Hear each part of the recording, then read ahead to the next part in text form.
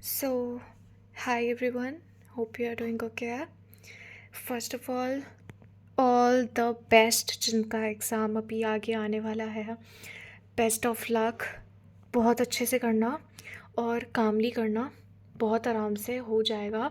जो होगा हमारे अच्छे के लिए होगा और मेरी विशेस है मतलब मेरी विशेस है मतलब आप लोग का बहुत अच्छा जाएगा, बहुत बहुत बहुत बहुत अच्छा जाएगा। भगवान कोई चमत्कार करेगा तो बढ़िया जाने वाला है एग्ज़ाम। आराम से टेंशन मत लो।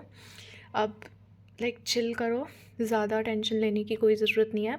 एग्ज़ाम बढ़िया जाएगा। तो मेरा था शिफ्ट वन मॉर्निंग में ऐसा हो गया, फर्स्ट डे फर्स्ट शो वाला सीन। तो हार्ड था, बहुत हार्ड था। आप लोगों को इतना तो आइडिया हो गया होगा कि हर जगह चल रहा है शिफ्ट वन और शिफ्ट टू में। शिफ्ट वन बहुत हार्ड था शिफ्ट टू के मुकाबले, क्योंकि केमिस्ट्री में ही इतना टाइम लग गया भाई। केमिस्ट्री इतनी घटिया आई थी, मतलब मुझे 1 घंटे से भी ज़्यादा केमिस्ट्री में ही लग गया। मैथ्स ऐसी लेंदी थी, बट मेरे लिए फिर भी थोड़ी सी हार्ड थी, क्योंकि मैंने मैथ्स करी ही नहीं थी इन दोनों में। मैंने मेनली फिज़िक्स और केमिस्ट्री बहुत ज़्यादा की थी, मैथ्स मैंने बहुत कम की थी। वेक्टर और 3D मैंने करा था थोड़ा थोड़ा, उनके क्वेश्चंस मुझे आते थे। बट मैंने क्या करा, मैंने केमिस्ट्री में बहुत टाइम लगा दिया, फिर फिज़िक्स करी। तो मैथ्स के लिए मेरे पास बहुत कम टाइम था, और वेक्टर के क्वेश्चन इतने ज़्यादा लेंदी थे, बट मुझे आते थे। तो उनमें भी मेरा थोड़ा ऐसा हो गया। तो आप टाइम मैनेज करके आराम से चलना। शिफ्ट टू में केमिस्ट्री इतनी ईजी थी, वो 1 घंटे में ही हो गई। तो अभी सबका ऐसा हो रहा है कि वो लोग हमारे साथ खेल रहे हैं डे वाला, कि शिफ्ट वन की केमिस्ट्री हार्ड कर देंगे, शिफ्ट टू की ईजी। तो बच्चों को आइडिया ऐसा रहेगा ही नहीं। तो आप हर चीज़ के लिए रेडी रहो, पूरा अच्छे से एनालाइज करो एंड आराम से एग्ज़ाम देने जाना। तो अब मैं शुरुआत से बताऊँगी मेरे साथ क्या क्या कैसे कैसे हुआ। तो फर्स्ट केमिस्ट्री। केमिस्ट्री में हाइब्रिडाइजेशन भी, sp3 sp2, शेप, ज्योमेट्री, इन सब के 2 क्वेश्चन आए थे। ये तो आप करते ही करके जाना। ऑर्गेनिक इनऑर्गेनिक, भाई ये मैंने कुछ दिनों में करी, बट फिर भी इतनी मेरे से क्वेश्चंस नहीं हो रहे। केमिस्ट्री पता नहीं क्या दिमाग था, कैसा था दिमाग उनका। सारे स्टेटमेंट बेस्ड वाले, ज़्यादातर क्वेश्चन स्टेटमेंट बेस्ड थे, कि both are correct, both are incorrect, this is correct, this is false, this is correct, this. तो उन्होंने इतना दिमाग पका दिया था और कंफ्यूज कर दिया था कि भाई बंदा करे तो करे क्या। फिर उसके बाद फिज़िक्स में यूनिट एंड डायमेंशन से 2 क्वेश्चन थे भाई, हो गए आराम से। एंड करंट इलेक्ट्रिसिटी थे, इससे था 1-2 question. MOI, moment of inertia का, अगर मैं करके चली जाती मेरा 1 क्वेश्चन हो जाता, बट कोई बात नहीं, रोटेशनल मोशन में से।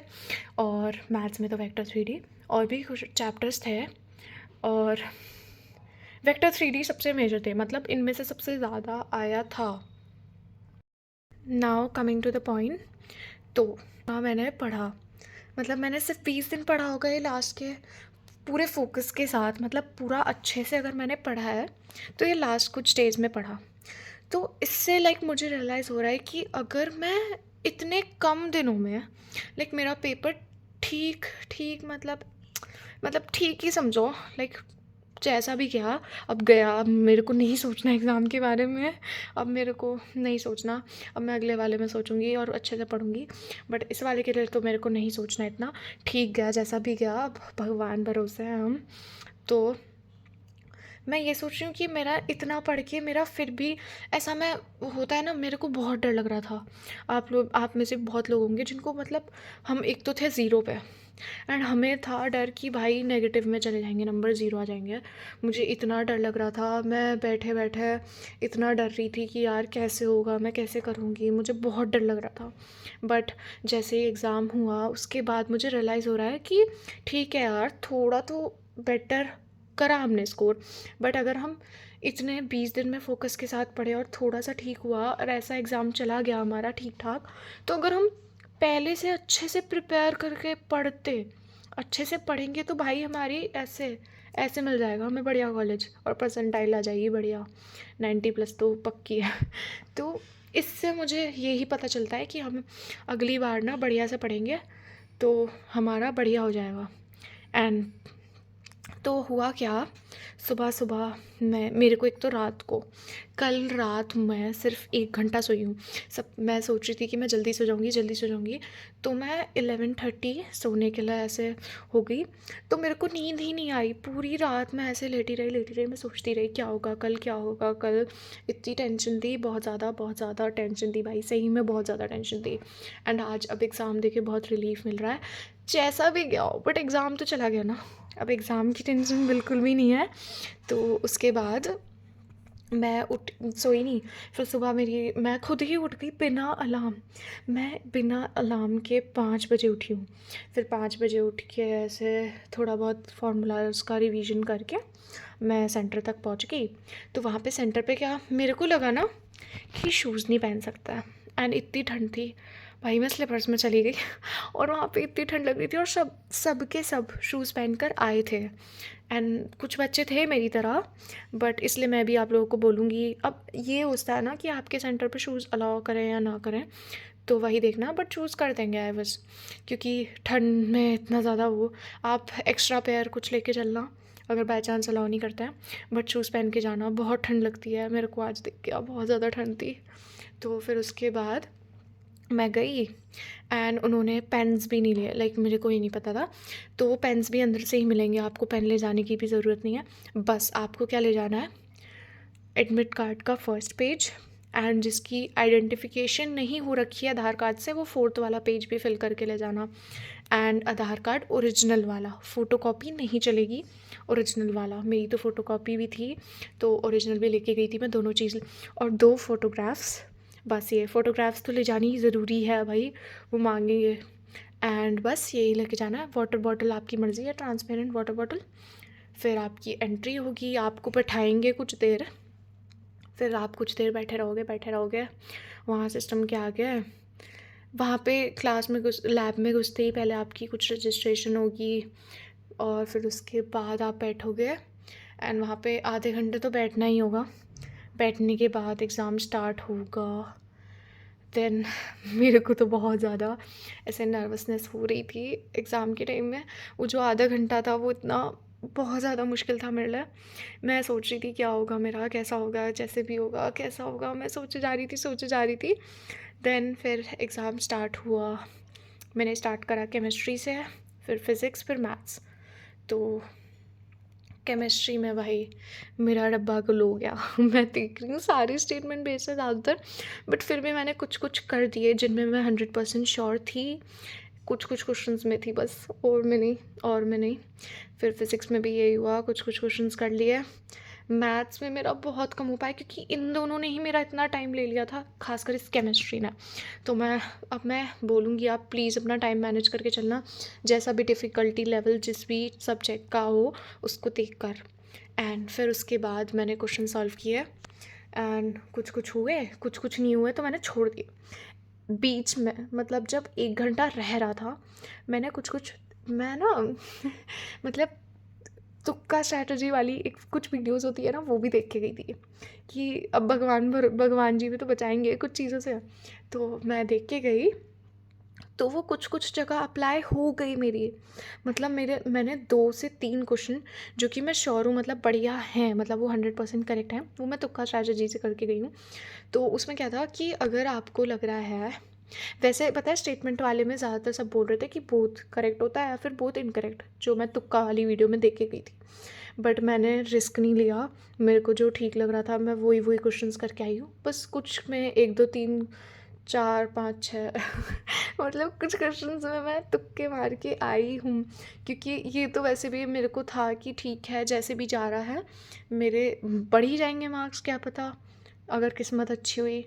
किस्मत तो मेरा वैसे साथ नहीं देती है बहुत सी सिचुएशंस में, पर्सनल हो गया थोड़ा बट ठीक है, देखते हैं, अच्छा ही होगा, हमारे लिए अच्छा होगा, आगे के लिए अच्छा होगा, आगे और तैयारी करेंगे बढ़िया सी मस्त। एंड फिर उसके बाद क्या हुआ, मैंने एग्ज़ाम दिया, और मैं पता है मैथ्स के क्वेश्चंस में लास्ट में क्या हुआ, मैं सॉल्व कर रही थी, मेरा आंसर भी आ गया।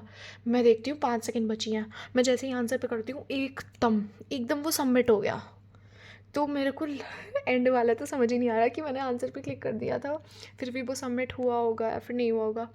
बहुत टाइम का होता है। मैथ्स तो मैं कर लेती अगर टाइम होता, सिर्फ वेक्टर और 3D के 2-3 क्वेश्चन बस, और कुछ तो नहीं। तो बस यही था मेरा एक्सपीरियंस। मतलब अब मुझे ठीक है, मेरा गंदा गया, अच्छा गया, जैसा भी गया ठीक गया, बट गया ना, अब तो एग्ज़ाम गया। आप लोगों का भी है आगे, आपको ऑल द बेस्ट। ज़्यादा टेंशन मत लो भाई, इतना ज़्यादा अपने आप पे प्रेशर डालने की ज़रूरत नहीं है। जैसा होगा हमारे अच्छे के लिए होगा, एंड बढ़िया एग्ज़ाम करोगे आप। फिर अब मैं आपको बस कुछ इंपॉर्टेंट पॉइंट्स बता रही हूँ कि ये जो टॉपिक्स हैं ये आप देख के जाना। देखो, हर एग्ज़ाम में ना hybridization, unit and dimensions, organic, inorganic, vector और 3D, ये 4-5 टॉपिक ऐसे हैं कि हर क्वेश्चन पेपर में इनका होगा ही होगा, क्वेश्चंस होंगे ही होंगे। तो इनसे ही आपके कुछ नंबर बन जाएंगे भाई आराम से। एंड एक और चीज़, क्या कहते हैं, मैं ना कल, सिर्फ कल एंड में, मैंने कल कुछ नया नहीं पढ़ा। मैंने कल रिवीजन करा PYQs के थ्रू। तो मैंने जो जो PYQs देखे ना, कुछ कुछ वही आ गए भाई। एक दो तो PYQs मेरे सेम आए थे वही क्वेश्चन पेपर में। मतलब ऐसा क्या बोलें कि एक या दो थे क्वेश्चन जो सेम उसी कॉन्सेप्ट पे बेस थे। और मैंने कल कुछ रिवीजन के थ्रू, मैंने रिवीजन ही PYQs के थ्रू किया था, तो मेरा वो हो गया लक, या पता नहीं क्या कहेंगे उसे। बट एक या दो क्वेश्चन थे, वो भी बड़ी बात है यार। एक क्वेश्चन का आना भी, जो मैं पढ़ूँ, मेरे साथ तो हमेशा वही होता है कि मैंने जो नहीं पढ़ती ना वो तो ज़रूर आता ही आता है एग्ज़ाम में। मेरे साथ हमेशा ऐसे होता है। बट आज एक क्वेश्चन आ गया। बट मैं एक PYQ कल छोड़ के भी गई थी कि मेरे को बिल्कुल समझ नहीं आ रहा, और वो डिट्टो सेम वही कॉपी पेस्ट था।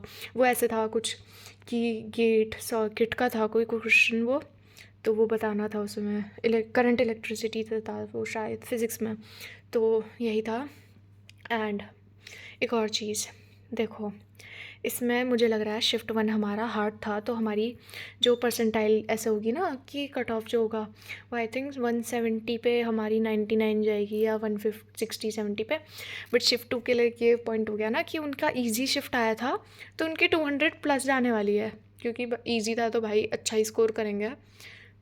तो अभी देखते हैं क्या होगा हमारा। बाकी आप लोगों को ऑल द बेस्ट। ज़्यादा पैनिक मत करो, आराम से एग्ज़ाम देना, सब बढ़िया होगा।